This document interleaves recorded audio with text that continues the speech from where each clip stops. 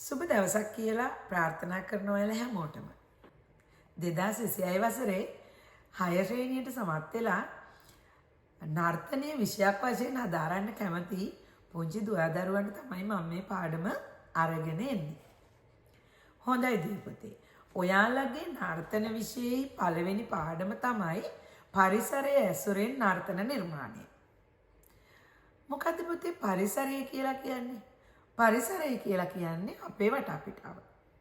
එහෙමනම් මේ පොළොතලේ ඉඳලා අහස දක්වා වූ සියලුම ජීවි, අජීවි, එහෙම නැත්නම් පණ තියෙන, පණ නැති සියලුම දේ අපේ වටපිටාව.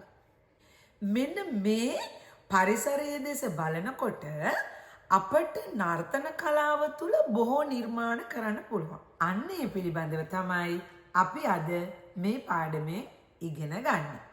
ඉතින් මගේ පැටවුනේ අතීතයේදී මිනිසුන් ඒ කියන්නේ ක්‍රිස්තු පූර්ව 3 වන සියවසේ පමණ පුරුදු වෙලා හිටියා මෙන්න මේ ස්වාභාවික ඒ කියන්නේ ඉර, හඳ, තරු, ගස්වැල්, ගල්, පොළොව, අහස මෙන්න මේවට පූජා පවත්වමින් දේවත්වයෙන් වැඳුම් පිදුම් කරන්න පුරුදු වෙලා හිටියා. මෙන්න මේ පිළිබඳව සාක්ෂි හම්බෙනවා අපිට පුතේ පැරණි ජන කවි වලින්.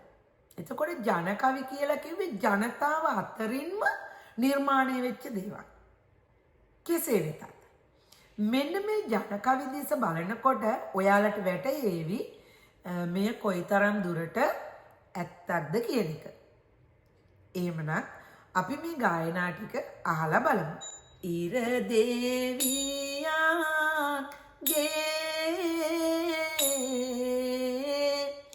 ඉරගාල ගාවා සඳ දෙවියන්ගේ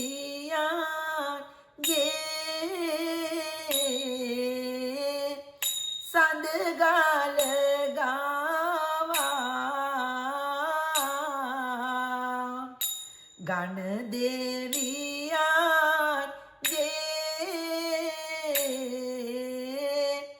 කොවිල ගාවා අපිත් කියමු කවි ගොවිපල ගාවා උදයට පායන හිරු දෙවියන්ටයි සවසට පායන සඳ දෙවියන්ටයි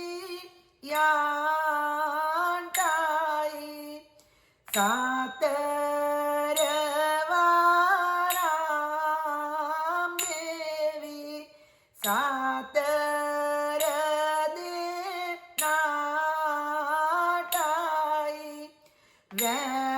වැඳලා අවසර ගෝයම් කපාන්ටයි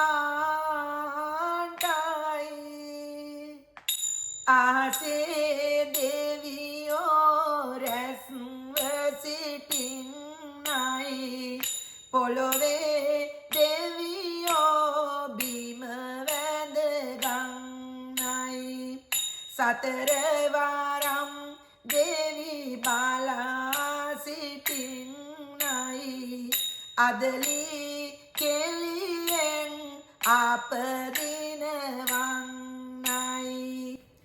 ආදරණීය දේවතේ මෙන්න මේ වගේ ගායනා තව බොහෝමයක් අප අතර පවතිනවා.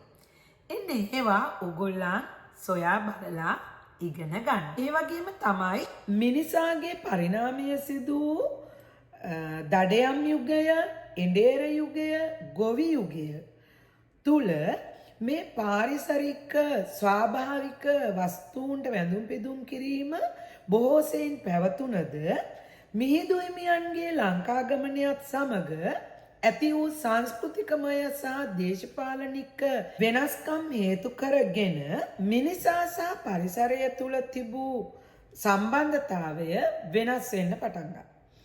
ඉන්පසුව මිනිසුන් පරිසරය යම් යම් දේ තුලින් පරිසරයේ ජය ගැනීමට විවිධාකාර දෑ උපයෝගී කරගත්තා. උදාහරණයක් විදිහට කෘෂි කාර්මික කටයුතු සඳහා වාරි මාර්ග තැනීම, වැව් තැනීම, මහා මාර්ග ඉදි කිරීම, ඒ වගේම ජනාවාස ඉදිවීම ආදිය සිදු වුණා. මෙන්න මේ නිසාම මිනිසුන්ට බොහෝ ගැටලුකාරී තත්ත්වයන්ට මුහුණ දෙන්නට සිදු වුණා. ඉන්පසුව දේශපාලනික වශයෙන් විවිධ සංරක්ෂණ ක්‍රම, වගාබින් ඇති කිරීම, රක්ෂිත අභය භූමි පිහිටුවීම, විවිධ පරිසර රක්ෂණ ක්‍රම නිර්මාණය කිරීම වැනි දෑ ක්‍රියාත්මක කළා. ඔයාලා දන්නවා අතීතයේ සිටම අපේ ශ්‍රී ලංකාවේ සුන්දරත්වය රස විඳීමට විදේශිකයන් ඇදී එන බව. ශ්‍රී ලංකාවේ ඇති පිදුරු තලාගල, සමනල කන්ද, සිංහරාජ වනාන්තරය වැනි වනාන්තර අපට සෙවන ලබා දෙනවා පමණක් නෙවෙයි. ඔක්සිජන් වායුව, ආහාර පාන, දැව, ඖෂධ වර්ග, විශේෂයෙන්ම වැස්ස අපට ලබා දෙන්නෙත් මෙන්න මේ වනාන්තර. ඒ වගේම තමයි විදේශිකයන්ගේ මූල්‍යමය ශක්තියද වැඩි වෙලා තියෙන්නේ මෙවැනි දේ මේ පරිසරය නිසාමයි.